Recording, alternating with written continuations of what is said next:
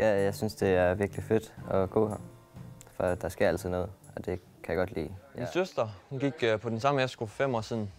Hendes karakterer, de steg bare meget efter det. Og ja, jeg er også rigtig glad for, at jeg har valgt det. Det er rigtig hyggeligt, fordi man er sammen med nogen hele tiden. Og, ja. Jeg synes, det er dejligt. Du lærer mange nye at kende. Du får et stærkt forhold. Jeg har ikke ret godt på den folkeskole, så der er du for det meget bedre her. Og alle er søde, alle er venlige. Vi kan selvfølgelig godt lave sjov med hinanden, men ellers er det godt at være. Jamen, Dronninglund Efterskole er en bred efterskole, en almen efterskole og en kristen efterskole. Og det betyder noget for nogle elever, når de vælger os. Så et fag som Adventure, som er den her natur-udliv-dimension, det er som regel et fag, som er fyldt godt op, fordi vi har mange med spejderbaggrund. Men vi har også rigtig mange elever med musisk baggrund, og som vælger os af den årsag. Og ikke mindre nu her, hvor vi er i gang med byggeriet af et nyt musikhus. Det kan vi godt mærke, at det giver os nogle flere musikelever.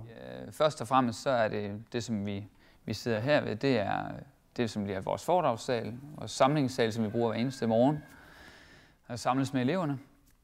Og ellers så bliver det bagerste her musiklokale med op til 3 øvelokaler i et.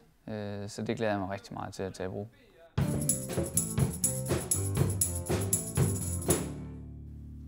Vi går fra nogle gamle lokaler, som har været brugt i mange år, og så ind i det her, hvor vi har simpelthen haft målinger på, for at få lavet nogle gode, kan man sige, nogle gode akustiske forhold til at spille under.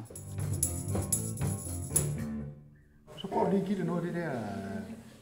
Derudover har vi også en kunstlinje. Vi har tegnet og så kan male alle mulige mærkelige ting.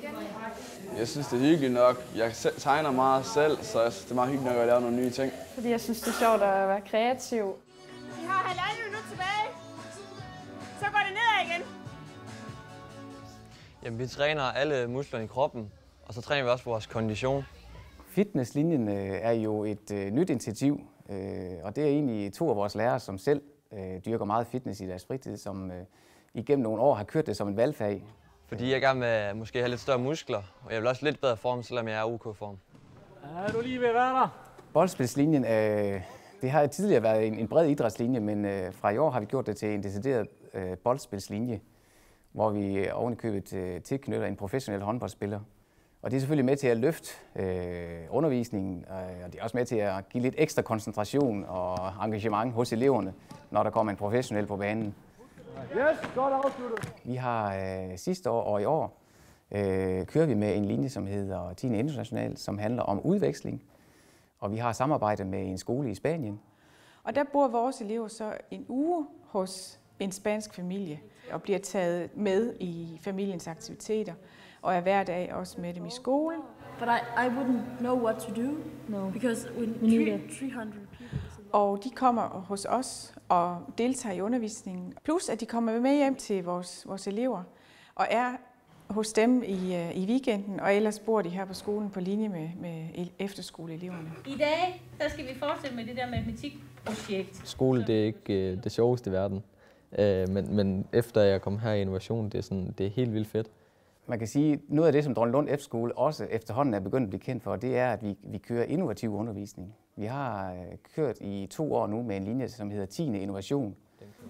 Jamen, det er anderledes på den måde, at det er sådan meget projektorienteret, og vi sidder meget i grupper, så sidder vi for eksempel herinde og arbejder i stedet for.